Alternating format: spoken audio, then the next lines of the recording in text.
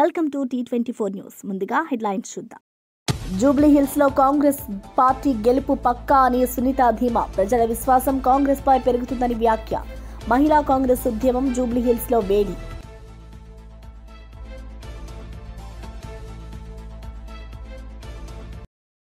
వైఎస్ఆర్సీపీ రాష్ట్ర కార్యదర్శులకు జగన్ కీలక సూచనలు. 175 నియోజకవర్గాల్లో గెలిపే లక్ష్యమని జగన్ స్పష్టం. సోషల్ మీడియా శక్తిని విస్తరించి బలోపేతం కావాలని పిలుపు. పొంగనూరు మడకశిర మోడల్గా పార్టీ నిర్మాణం దిశగా అడుగు. కల్తీ మద్యం కేసు సీబీఐ విచారణకే తరలించాలంటూ కేతిరెడ్డి డిమాండ్. దొరికిన సాక్ష్యాలను చంద్రబాబు ప్రభుత్వం కప్పిపుచ్చుతోందని ఆరోపణ. లోకేష్ మాటలు తప్పుదారి పట్టించే ప్రయత్నమని విమర్శ. తెలంగాణలో కాంగ్రెస్ ప్రజాస్వామ్యాన్ని తుంగలో తొక్కుతుందని కేటీఆర్ ఆరోపణ. దొంగ ఓట్ల సాక్షులతో కాంగ్రెస్ కుట్రలను బయటపెట్టిన కేటీఆర్. ఎన్ని కుట్రలు చేసినా జూబ్లీ హిల్స్ లో గెలిచేది బీఆర్ఎస్ఏ అని వెల్లడి.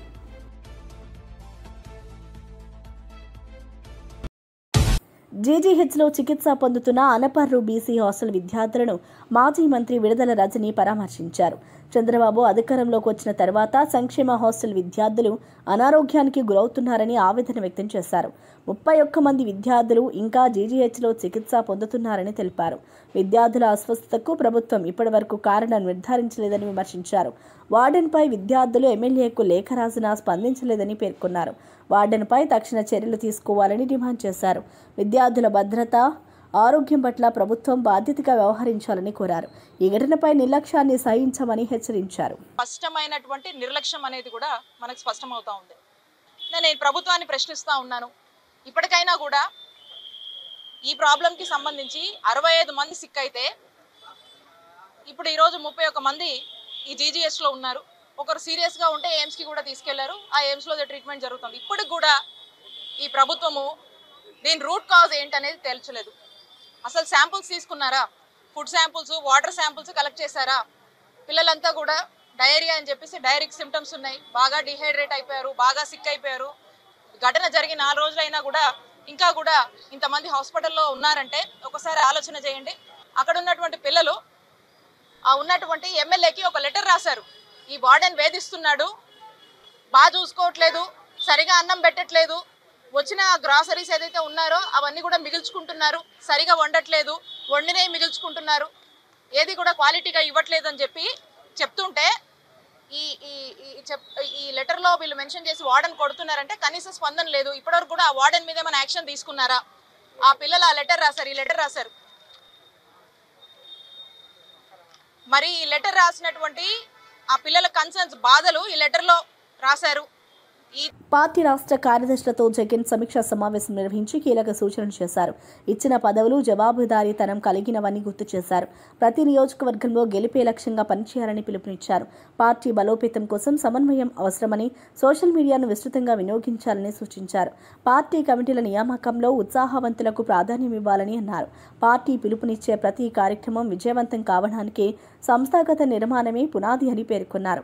స్థానిక ఎన్నికలకైనా సిద్ధంగా ఉండాలని సూచించారు. పార్టీ పొంగనూరు మడకశిర నమూనాగా తీసుకోవాలని చెప్పారు. కమిటీల నిర్మాణం వాటి మీద ఎక్కడైతే ఆర్గనైజేషన్ స్ట్రక్చర్లో జిల్లా జిల్లా అధ్యక్షుడు తర్వాత కాన్స్టిట్యున్సీ కోఆర్డినేటర్స్ ఆబ్వియస్లీ కీ ఎవరి కోసమైతే మనం అందరం ఎంటైర్ ఆర్గనైజేషన్ పనిచేస్తుందో ఈ 175 నియోజకవర్గాలు గెలవడానికి సపోర్టింగ్ సిస్టమ్ లాగా మనం అందరం చేస్తాము. వాళ్ళు ఆ తర్వాత మండల పార్టీ విభాగాలు, గ్రాస్ రూట్స్ విలేజ్, ఇది ఆర్గనైజేషన్ స్ట్రక్చర్, అదొకటి తయారు. దాని మీద కూడా హెడ్ ఆఫీస్ నుంచి రీజనల్ కోఆర్డినేటర్తో అనుసంధానం చేసుకుంటూ పార్లమెంట్ అబ్జర్వర్తో అవసరమైన చోట ఫంక్షనల్గా వాళ్ళతో చేసుకుంటూ వీటి నిర్మాణంలో కూడా మీ రోల్ జాబ్ చార్ట్తో ఉంటుంది. దాన్ని మీరు ఇంప్లిమెంటేషన్ సక్రమంగా చేయగలగాలి. చేస్తేనే మొత్తం బాడీలో కూడా అన్ని ఆర్గాన్స్ పక్కాగా ఉన్నట్టు మనకు కూడా స్టేట్ మొత్తం ఒక స్ట్రక్చర్, ఒక యూనిఫామ్ ఇది వస్తుంది. అన్నిటికంటే ముఖ్యమైనది మన దగ్గర మన పార్టీ ఓ సిద్ధాంతం రాసుకొని దానికోసం కూర్చొని తయారైన పార్టీ కాదు. కేవలం ఒక నాయకుడి మీద అభిమానము, ఆయన లక్ష్యాలు ఆయన కోసం నిలబడాలి, ఆయన కోసం ఏమైనా చేయాలని రాజశేఖర రెడ్డి గారి నుంచి వచ్చిన దగ్గర నుంచి, ఆయన వారసుడుగా జగన్మోహన్ రెడ్డి గారితో అడుగులు వేసిన దగ్గర నుంచి ఓ బలమైన ప్రభుత్వ తీరుపై మాజీ డిప్యూటీ సీఎం పీడిక రాజన్న దొర తీవ్రంగా స్పందించారు. ప్రతిపక్షాన్ని తప్పుపట్టడం తప్ప ప్రభుత్వం చేసే పనేమీ లేదని అన్నారు. జాతీయ మానవ హక్కుల సంఘం తీవ్రంగా స్పందించిందని గుర్తు చేశారు. తగిన చర్యలు తీసుకోవాల్సిన అవసరం ఉందని ప్రభుత్వాన్ని హెచ్చరించారు. ప్రజల సమస్యలపై కంటే రాజకీయ విమర్శలకే ప్రాధాన్యం ఇస్తున్నారని విమర్శించారు. ప్రజల భద్రత, ఆరోగ్యం పట్ల బాధ్యత వహించాలని సూచించారు. This is very sad and bad and unfortunate incident in Andhra Pradesh. Never held in before and after also. This is very sorry. Hence we request Honorable Chairperson, National Human Rights Commission and Honorable Chairperson, National SC, National Scheduled Tribes Commission. They are very positive. They are very positive and responded by shocking and have held our voice. They are shocked. There is no politics before poor tribal children who are damaging at, who are facing deaths. So they are very moment at their hearts. They are very sympathy and very kindness and very their words are very merciful. They have said that teams will be sent to visit these spots and also address the Honorable Chief Minister Andhra Pradesh, Honorable Chief Secretary Andhra Pradesh, and relating to district collectors what they taken action. You know the incidents told by our MP and ex-deputy Chief Minister. రాష్ట్ర గిరిజన హాస్టళ్లలో బాలికలు hepatitis బారిన పడడంపై మాజీ deputy CM పాముల పుష్పశ్రీవాణి ఆగ్రహం వ్యక్తం చేశారు. RO ప్లాంట్లు సరిగ్గా నిర్వహించకపోవడం, శానిటేషన్ లోపం కారణమని తెలిపారు. కనీస అవగాహన లేని గుమ్మడి సంధ్యారాణి గిరిజన శాఖ మంత్రిగా ఉండడం రాష్ట్ర దౌర్భాగ్యమని అన్నారు. విద్యార్థుల ఆరోగ్యంపై ప్రభుత్వం నిర్లక్ష్యం చేస్తుందని ఆరోపించారు. తక్షణ చర్యలు తీసుకోవాలని డిమాండ్ చేశారు. ఇంటికి పంపించేసి చేతులు దులుపుకున్నటువంటి ఒక అసమర్థ ప్రభుత్వం ఈరోజు ఆంధ్రప్రదేశ్ లో ఉంది అని చెప్పేసి ఈ సందర్భంగా తెలియజేస్తున్నాం. ఈరోజు కేజీహెచ్ కి గిరిజన సంక్షేమ శాఖ మంత్రి గారు వెళ్లడం జరిగింది. గుమ్మిడి సంజయరాణి గారు వెళ్లి బయటకు వచ్చి ప్రెస్ మీట్ పెట్టి ఆవిడ కొన్ని వ్యాఖ్యలు చేశారు. ఆవిడ మాట్లాడుతూ ఏమంటారు అనంటే, వాటర్ ఇష్యూ లేదు, వాటర్ బాగానే ఉంది, పిల్లలకి టాయిలెట్స్ ద్వారా వచ్చింది అని చెప్పేసి ఆవిడ చెప్పడం నిజంగా ఆవిడ ఎంపీ గారు అన్నట్టుగా మా గిరిజనుల దౌర్భాగ్యం ఆవిడ మంత్రి అవడం. ఎందుకనంటే మినిమం నాలెడ్జ్ లేదు, కనీస అవగాహన లేదు. ఒక స్టేట్మెంట్ ఇచ్చే ముందు కానీ, ప్రెస్ మీట్ పెట్టే ముందు కానీ ఆ అంశం మీద అవగాహన కల్పించుకొని పూర్తి సమాచారం సేకరించిన తర్వాత మాట్లాడాలన్న అవగాహన కూడా ఆవిడకి లేకపోవడం దురదృష్టకరం. ఈరోజు ఆవిడేమంటారనంటే ఆర్ఓ ప్లాంట్ ఉంది అని అంటారు. ఆర్ఓ ప్లాంట్ ఉంది, ఆర్ఓ ప్లాంట్ మీరు మెయింటెనెన్స్ 2 నెలల నుంచి అది పనిచేయట్లేదు, మెయింటెనెన్స్ చేయకపోవడం వల్ల అని చెప్పి ఫస్ట్ నుంచి మేము వాదిస్తున్నాం. ఏదైతే మంత్రి గారు చెప్పినట్టుగా నిజంగానే ఆర్ఓ ప్లాంట్ ఉంది, పని చేస్తే మొన్న 7వ తారీఖున అంటే వరకు ఎంపీ తనుజారాణి గిరిజన బాలికల మరణంపై తీవ్ర ఆవేదన వ్యక్తం చేశారు. ఒకే ఇన్స్టిట్యూట్లో 170 మంది విద్యార్థులు బాధపడుతున్నారని అన్నారు. ప్రభుత్వం స్పందించకపోవడాన్ని విమర్శించారు. మరణించిన విద్యార్థుల కుటుంబాలకు పరిహారం ఇవ్వాలని డిమాండ్ చేశారు. విద్యార్థుల ఆరోగ్య భద్రతపై సమగ్ర విచారణ జరిపించాలని కోరారు. నిర్లక్ష్యంపై బాధ్యులపై చర్యలు తీసుకోవాలని సూచించారు. స్టేట్ గవర్నమెంట్ కి పట్టకుండా ఉందా, లేకపోతే ఇదంతా అవుతున్నప్పుడు మీరు ఏం చేస్తున్నారు? ఒక ట్రైబల్ మినిస్టర్ గా, ఒక డిప్యూటీ సీఎం స్థాయిలో ఉన్న పవన్ కళ్యాణ్ గారు కానివ్వండి, ఎంతో ట్రైబల్ కి ఎంతో చేస్తాము అన్న చీఫ్ మినిస్టర్ గారైనా ఏం చేస్తున్నారు? కనీసం హాస్పిటల్కి వచ్చి కలవడం కానీ, లేకపోతే ఇట్లా జరిగిన తర్వాత ఒక రివ్యూ మీటింగ్ పెట్టుకోవడం కానీ, ఇట్లాంటివి ఏమీ చేయకుండా అది కేవలం వాళ్ళ పర్సనల్ హైజీన్ వల్లనే, లేకపోవడం వల్లనే ఇదంతా అయ్యింది అని చెప్పేసి బయట కవరింగ్ ఇవ్వడం అనేది నిజంగా బాధాకరం.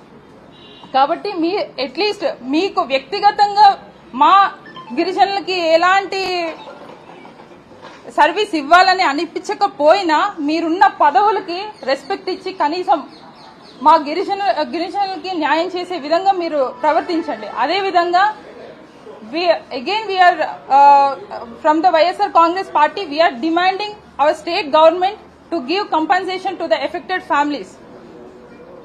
ఓటు చోరీ సంతకాల సేకరణకు ప్రజల నుండి విపరీతమైన స్పందన వస్తుందని తెలంగాణ మహిళా కాంగ్రెస్ అధ్యక్షురాలు సునీతారావు తెలిపారు. జూబ్లీహిల్స్లో కాంగ్రెస్ గెలుపు పక్కా అని ధీమా వ్యక్తం చేశారు. ప్రజాస్వామ్యాన్ని కాపాడేందుకు పార్టీ కట్టుబడి ఉందన్నారు. ప్రజల మద్దతు విజయం సాధిస్తామని నమ్మకం వ్యక్తం చేశారు. చాలా వరకు మద్దతు పలికారు. ఈ రోజు ఒక్కరోజే అంటే రేపు లాస్ట్ డేట్, ఈ రోజు ఒక్కరోజే 86,000 అప్లికేషన్స్ మా దగ్గరికి వచ్చాయి. సో అవన్నీ కూడా పీసీసీ అధ్యక్షులు మహేష్ కుమార్ గౌడ్ గారికి సబ్మిట్ చేయడం జరిగింది పీసీసీ ఆఫీస్లో. అదేవిధంగా డ్రామారావు మళ్ళీ ఒక కొత్త డ్రామాకు తెరలేపారు. రాహుల్ గాంధీ గారు ఏదైతే ఓట్ చోరీ గురించి మాట్లాడారో, గతంలో లోక్సభ ఎలక్షన్స్ లో వారు ఎన్నడూ కూడా ఎప్పుడు కూడా మాట్లాడలేదు. ఆ రోజు వాళ్లకు తెలియని నిజాలు సత్యాలు అంటే మా కళ్ళు కప్పేసి ఓట్ చోరీ చేసి వాళ్ళు గెలవడం అంటూ జరిగిందని చెప్పేసి చెప్పకనే చెప్తున్నారు. మీరు ఒకసారి చూసినట్టయితే ఈ రోజు కేటీఆర్ గారు మాట్లాడుతున్న మాటలు ఏమైనా విజువల్ చేసి సిరిసిల్లలో పలానా అతని ఓటు ఇక్కడ జూబ్లీహిల్స్ లో ఉందని చెప్తున్నారు. కానీ మీరు నిజంగా చూసినట్టయితే ఖచ్చితంగా గత లోక్సభ ఎలక్షన్స్ లో కానీ 10 ఏళ్లు వాళ్ళు రూలింగ్ లో ఉన్నప్పుడు ఈ ఓట్లు అనేవి కనపడలేదా?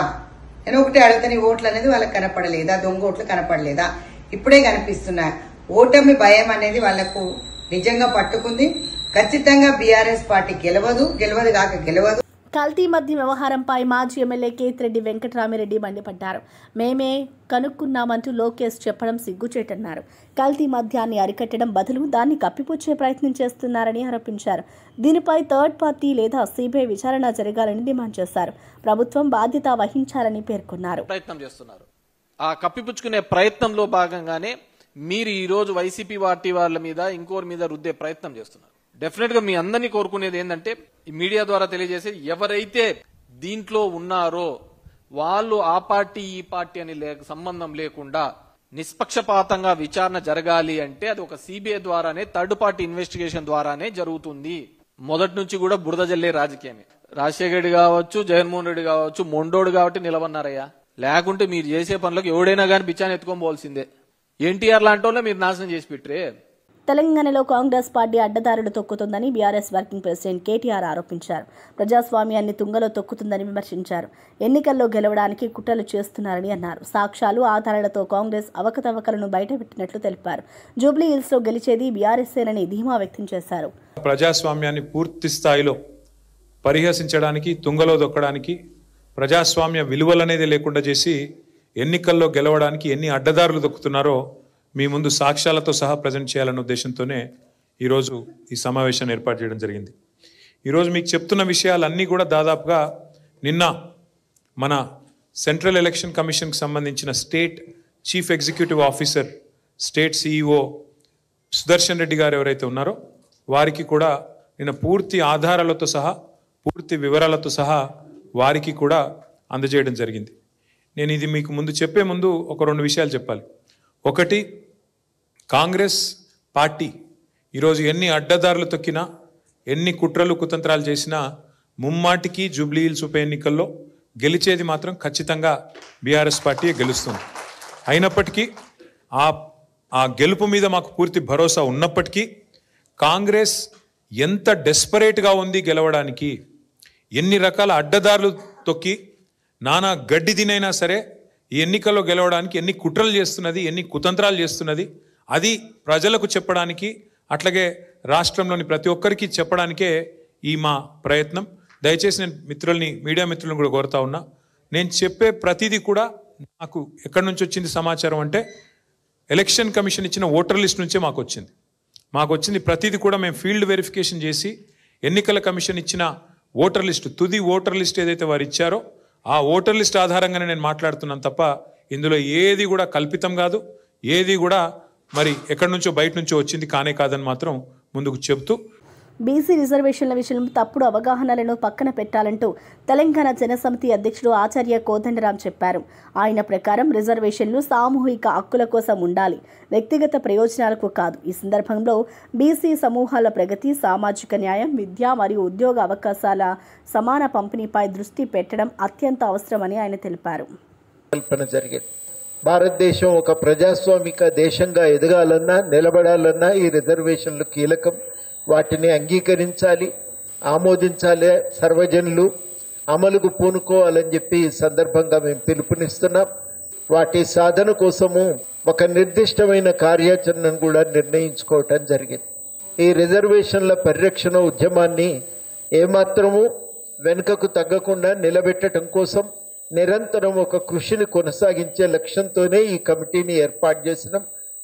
ఎన్నికల నోటిఫికేషన్ అడ్డంగా ఇవ్వడం అనేది రాజ్యాంగ పరమైనటువంటి అవరోధం ఉన్నది. సుప్రీంకోర్టు తీర్పులున్నాయి. అయినప్పటికీ కూడా కోర్టు ఇచ్చి బీసీల నోటికాడి అన్నం ముద్దను లాక్కున్నది. బీసీ సంఘాలు 32-33 సంఘాలు ఇది కొట్టేయాలి, రిజర్వేషన్లు జరపాలి, ఇది అది జీవో అమలు చేయాలని చెప్పి కేసేశారు. బీసీల వాదన వినకుండా హైకోర్టు ఏకపక్షంగా ప్రభుత్వ వాదన ఉన్నది, రిజర్వేషన్ వ్యతిరేకుల వాదన ఉన్నది. బీసీల వాదన వినకుండా స్టే ఇవ్వడం పట్ల దీనిని బీసీలు అవమానంగా భరిస్తున్నారు. అన్ని కులాలు కూడా పోటీ పడి మేము ఈ రోజు పోరాడతామని ప్రతి ఒక్కరు కూడా తిరుగుబాటు చేయడానికి ఎక్కడికక్కడ ఉద్యమిస్తున్నారు. ఈ ఉద్యమం ప్రజల ఆకాంక్ష, ఆశయాలకు తగ్గట్టుగా అన్ని పార్టీలు ముందుకు రావాలి. విశాఖపట్నంలో గూగుల్ డేటా సెంటర్ స్థాపన ద్వారా ఆంధ్రప్రదేశ్ ప్రభుత్వం 10,000 కోట్లకు పైగా ఆదాయం పొందే అవకాశం ఉందని కేంద్ర మంత్రి పెమ్మసాని చంద్రశేఖర్ వెల్లడించారు. ఈ డేటా సెంటర్తో పాటు ఇతర ప్రముఖ సాంకేతిక సంస్థలు కూడా విశాఖకు రావడానికి ఆసక్తి చూపుతున్నట్లు ఆయన తెలిపారు. గూగుల్ విశాఖలోని రాకున్నందుకు ప్రధానమంత్రి మోదీ, ముఖ్యమంత్రి చంద్రబాబు నాయుడు మరియు రాష్ట్ర పరిశ్రమల శాఖ మంత్రి నారా లోకేష్ విశేష కృషి చేశారు. బెంగళూరు కానీ హైదరాబాద్ తీసుకుంటే ఐటీ ఇండస్ట్రీ మెచ్యూర్ అయిపోయింది. ఒక ప్లేస్లో ఒక ఇండస్ట్రీ మెచ్యూర్ అయినప్పుడు మళ్ళీ దాన్ని ఇంకో ప్లేస్లో రెప్లికేట్ చేయడం అనేది చాలా కష్టమైనటువంటి పని. సో ఒక స్ట్రాటజిక్ ప్లానింగ్లో ఏమైతే మెచ్యూర్ అవ్వని బిజినెస్లు, కొత్త బిజినెస్లు ఏమున్నాయి వాటిని మనం ఎర్లీగా తీసుకొచ్చి ఎకో సిస్టమ్ని ఎలా బిల్డ్ చేయాలనే ఉద్దేశంతో వచ్చినటువంటిదే. ఇప్పుడు ఏఐతో ఉన్నటువంటి ఏఐకి చాలా కంప్యూటింగ్ పవర్ కావాలి, డేటా సెంటర్స్ కావాలి. కాబట్టి దీన్ని మనం అందిపుచ్చుకోవాలని ఒక స్ట్రాటజిక్ ఐడియా తీసుకొని ముఖ్యంగా నారా లోకేష్ గారు గత 1 year నుంచి బ్యాక్గ్రౌండ్లో సిస్టమేటిక్గా ఈ డేటా సెంటర్స్ అన్నిటి మీద వర్క్ చేసుకుంటూ వచ్చారు. వర్క్ చేసినప్పుడు డేటా సెంటర్స్ అంటే ఈ పెద్ద పెద్ద కంపెనీస్కి డేటా ప్రైవసీ ఇష్యూస్ ఉంటాయి. గవర్నమెంట్ పాలసీస్ స్టేబుల్గా ఉండాలి, మార్చకూడదు, ట్యాక్స్ స్ట్రక్చర్ మార్చకూడదు. పెద్ద పెద్ద కంపెనీలు ఇప్పుడు ఈ రోజున వచ్చేటువంటి ఇన్వెస్ట్మెంట్ $10 billion అంటే దాదాపు రూపాయి విలువ తీసుకుంటే 90,000 కోట్ల రూపాయల విలువ చేసే ఇన్వెస్ట్మెంట్ పెట్టాలనుకున్నప్పుడు కంపెనీలు చాలా ఆలోచిస్తాయి. వీటన్నిటికి కావాల్సినటువంటి రీఅష్యూరెన్స్ సెంట్రల్ గవర్నమెంట్ ఈ రోజు ఉన్నటువంటి అశ్విని వైష్ణవ్ గారు కానీ అదేవిధంగా ప్రధానమంత్రి మోదీ గారు ఆ రీఅష్యూరెన్స్ ఇచ్చారు. ఇచ్చే విధంగా లోకేష్ గారు, చంద్రబాబు నాయుడు గారు 1కి 10 సార్లు ఫాలో అప్ చేసి అంతా ఒక స్టేజ్కి తీసుకొచ్చి ఈరోజు ఒక చారిత్రక ఘట్టంలాగా తీసుకొస్తా ఉన్నారు. మొట్టమొదటిగా నిజంగా నేను మనస్ఫూర్తిగా ఈ రోజున లోకేష్ గారిని అభినందించాలి. అంటే ఇంత హార్డ్ వర్క్ చేసినప్పుడు ఇది entire credit goes to him. ఇది నా ఒకటి. రెండోది దీనివల్ల రాష్ట్రానికి జరిగేటువంటి ప్రయోజనాలు. ఒకటి ఇందాక నేను చెప్పినట్టు ఒక ప్రాంతంలో ఒకటి వచ్చినప్పుడు ఎకో సిస్టమ్ బిల్డ్ అవుతుంది. ఇప్పుడు మీరు చిన్న చిన్న గ్రామాల్లో, పట్టణాల్లో చూస్తేనే ఒక దగ్గర గోల్డ్ షాపులు ఉంటాయి, పక్కన 10 గోల్డ్ షాప్స్ పెడతారు. ఆటోమొబైల్ షోరూమ్స్, ఎందుకంటే కస్టమర్ అక్కడికి వచ్చినప్పుడు వాళ్ళకి ఆ ఎకో సిస్టంలో ఒక దాంట్లో నుంచి వచ్చి బిజినెస్ వస్తుంది. డేటా సెంటర్స్ అయినా అంతే. ఈ ఎకో సిస్టమ్ అంతా బిల్డ్ అయిపోయి అక్కడ కావాల్సినటువంటి మ్యాన్ పవరు, లార్జ్ డేటా సెంటర్కి కావాల్సిన కూలింగ్ ఇన్ఫ్రాస్ట్రక్చరు, పవర్ ఇన్ఫ్రాస్ట్రక్చర్ ఇవన్నీ వైజాగ్కి వచ్చేటువంటి అవకాశం ఉంటుంది. కాబట్టి ఒక డేటా సెంటర్లో ఇప్పుడు 90,000 కోట్ల రూపాయలు పెట్టుబడి వస్తే నంబర్ 1 అది కట్టేటప్పుడు దాదాపుగా 5 నుంచి 6 వేల మందికి జాబ్స్ వస్తాయి. పవర్ ఇన్ఫ్రాస్ట్రక్చర్ వాటికి సంబంధించినవి. 2 లాంగ్ టర్మ్ మెయింటెనెన్స్లో హై పేయింగ్ జాబ్స్ ఒక 1000 పైన ఈజీగా వస్తాయి ఈ ఒక్క డేటా సెంటర్లో. ప్రతి డైరెక్ట్ జాబ్కి indirect jobs at least 4 to 6 times తీసుకుంటే మీరు కట్టేటప్పుడు ఒక 20,000, తర్వాత లాంగ్ టర్మ్లో ఒక 5 to 6 ఈ ఒక్క డేటా సెంటర్ ద్వారా వస్తుంది. రెండోది డేటా సెంటర్ ద్వారా వచ్చేటువంటి రెవెన్యూ దాదాపుగా ఎస్టిమేటెడ్, నాకు 100% చెప్పలేను కానీ ఎస్టిమేటెడ్ 10,000 కోట్ల రూపాయల వరకు ఒక డేటా సెంటర్ నుంచి స్టేట్ గవర్నమెంట్కి వచ్చే అవకాశం ఉంది. ఇది సీడ్ అయినప్పుడు దీని పక్కన వచ్చేటువంటి డేటా సెంటర్లో రేపు అన్ని యాడ్ అయితే ఆ మల్టిప్లయర్ ఎఫెక్ట్ చాలా ఎక్కువ ఉంటుంది. ఈ విధంగా ఎంటైర్ ఆంధ్రప్రదేశ్కి ఒక పాజిటివిటీ, ఒక మూమెంటం, ఒక ఏఐ, మన అమరావతిలో ప్రజలకు నాణ్యమైన వైద్యం అందించడానికి పీపీపీ పద్ధతిలో మెడికల్ కాలేజీలు మరియు ఆసుపత్రులను అభివృద్ధి చేస్తున్న సందర్భంలో రాజకీయ రంగంలో విష ప్రచారం జరుగుతున్నాయని 20 సూత్రాల అమలు కమిటీ చైర్మన్ లంకా దినకర్ అన్నారు. 17 వైద్య కళాశాలలకు అభివృద్ధి చేయడానికి మొత్తం 8,500 కోట్ల రూపాయలు అవసరమని ఆయన తెలిపారు. అయితే జగన్ ప్రభుత్వం కేవలం 1,500 నుంచి 1,600 కోట్ల రూపాయలకే ఖర్చు చేస్తుందని ఆయన ఆందోళన వ్యక్తం చేశారు.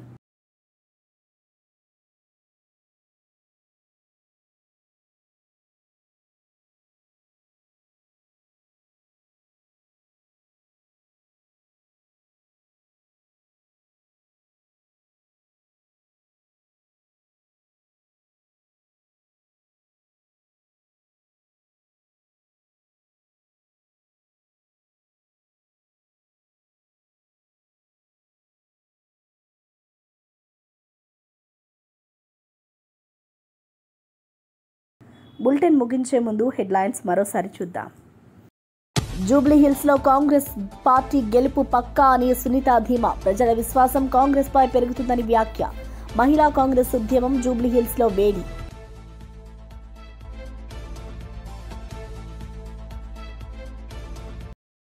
వైఎస్ఆర్సీపీ రాష్ట్ర కార్యదర్శులకు జగన్ కీలక సూచనలు. 175 నియోజకవర్గాల్లో గెలిపే లక్ష్యమని జగన్ స్పష్టం. సోషల్ మీడియా శక్తిని విస్తరించి బలోపేతం కావాలని పిలుపు. పొంగనూరు మడకశిర మోడల్గా పార్టీ నిర్మాణం దిశగా అడుగు. కల్తీ మద్యం కేసు సీబీఐ విచారణకే తరలించాలంటూ కేతిరెడ్డి డిమాండ్. దొరికిన సాక్ష్యాలను చంద్రబాబు ప్రభుత్వం కప్పిపుచ్చుతోందని ఆరోపణ. లోకేష్ మాటలు తప్పుదారి పట్టించే ప్రయత్నమని విమర్శ. తెలంగాణలో కాంగ్రెస్ ప్రజాస్వామ్యాన్ని తుంగలో తొక్కుతుందని కేటీఆర్ ఆరోపణ. దొంగ ఓట్ల సాక్షులతో కాంగ్రెస్ కుట్రలను బయటపెట్టిన కేటీఆర్. ఎన్ని కుట్రలు చేసినా జూబ్లీహిల్స్ లో గెలిచేది బీఆర్ఎస్ఏ అని వెల్లడి.